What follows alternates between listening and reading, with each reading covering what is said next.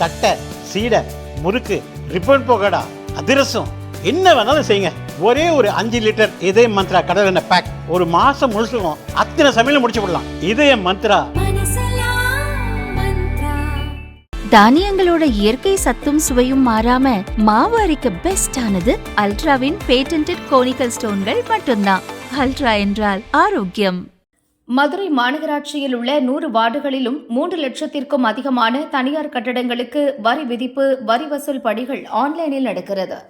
புதிய கட்டடங்களுக்கு அவை அமைந்துள்ள பகுதிக்கு ஏற்ப வரி விதிக்கின்றனர். ஒருமுறை வரி விதித்தால் பின்னர் கோர்ட் உத்தரவு அல்லது மாநகராட்சி கூட்டு தீர்மானம் அடிப்படையில்தான் வரி விதிப்பை குறைக்க முடியும் என்பது விதி. ஆனால் கடந்த 3 ஆண்டுகளில் மண்டலங்கள் 2, 3, 4, 5இல் ஆயிரக்கணக்கான கட்டடங்களுக்கு விதிகளை மீறி குறைவாக வரி நிர்ணயம் செய்துள்ளனர். 2024இல் தினேஷ்குமார் கமிஷனராக இருந்தபோது இந்த முறைகேட்டை கண்டுபிடித்து நடவடிக்கை எடுத்தார். ஆனால் அதன் பிறகும் மண்டல தலைவர்கள், கவுன்சிலர்கள், மாநகராட்சி அலுவலர்கள் கூட்டணியில் முறைகேடுகள் தொடர்ந்தது.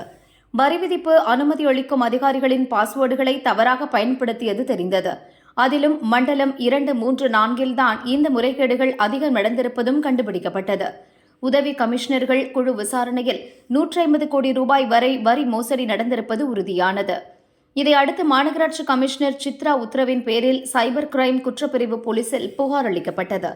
2 நாட்கள் நடந்த விசாரணையில் முதல் நாளில் மாநகராட்சி ஒப்பந்த பணியாளர்களான தனசேகரன், கம்ப்யூட்டர் ஆபரேட்டர் சதீஷ் கைதாகினர். இதில் தனசேகரன் 3வது மண்டல தலைவரின் நேர்முக உதவியாளராக இருந்தவர். நேற்று நடந்த விசாரணையில் உதவி கமிஷனரின் உதவியாளர் கார்த்திகேயன், புரோக்கர்கள் உசேன், ராஜேஷ் ஆகியோரையும் மத்திய குற்றப்பிரிவு போலீசார் கைது செய்தனர். கைதானவர்களிடம் நடத்திய விசாரணையில் மண்டல தலைவர்கள், வரி விதிப்பு குழு தலைவர், கவுன்சிலர்கள் வற்புறுத்தியதால் தான் முறைகேட்டில் ஈடுபட்டதாக தெரிவித்துள்ளனர். இதையடுத்து 3 மண்டல தலைவர்கள், வரி விதிப்பு குழுவைச் சேர்ந்த ஒருவரிடமும் விசாரணை நடந்தது. அவர்கள் இதற்கும் தங்களுக்கும் எந்த சம்பந்தமும் இல்லை என கூறிவிட்டனர். ஒரு உதவி வருவாய் ஆய்வாளரிடமும் விசாரணை நடந்துள்ளது.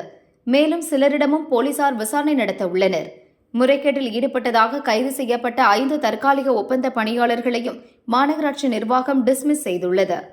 வரி விதிப்பில் பில் கலெக்டர் முதல் உதவி கமிஷனர், துணை கமிஷனர் வரை உள்ள அதிகாரிகளின் தனிப்பட்ட பாஸ்வேர்டுகளை தவறாக பயன்படுத்தி நடந்துள்ள இந்த ஊழல் விவகாரம் மதுரை மாநகராட்சியில் பெரும் அதிர்வலையை ஏற்படுத்தியுள்ளது.